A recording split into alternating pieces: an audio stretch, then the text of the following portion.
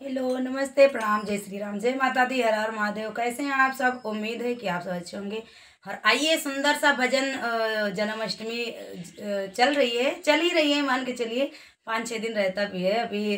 तो सुंदर सा गाना भगवान श्री कृष्ण जी का। और कैसा लगा कमेंट करके जरूर बताइएगा।